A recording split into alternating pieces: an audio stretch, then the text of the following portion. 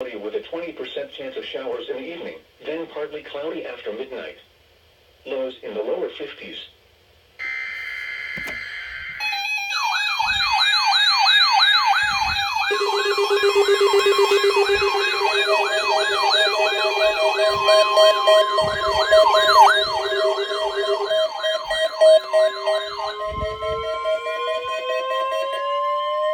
The following is a routine weekly test for the following counties in Tennessee: Bedford, Cannon, Coffee, Franklin, Grundy, Marshall, Moore, Rutherford, Warren, Williamson, and Wilson.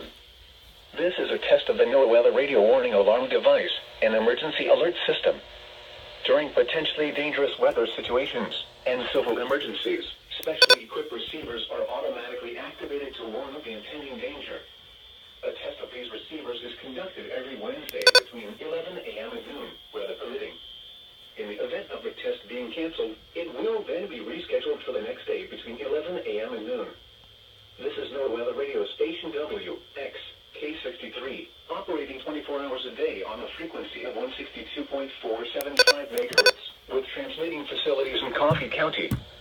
This broadcast originates from the National Weather Service office located near Nashville.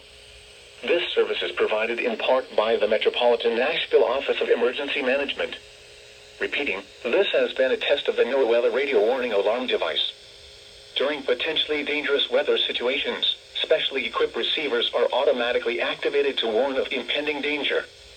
The alarm will be activated for severe weather watches and warnings, or civil emergencies, affecting the Middle Tennessee counties of Bedford, Cannon, Coffee, Franklin, Grundy, Marshall, Moore, Rutherford, Warren, Williamson, and Wilson. This concludes the test of the NOAA radio warning alarm device, an emergency alert system. We now return you to regular programming.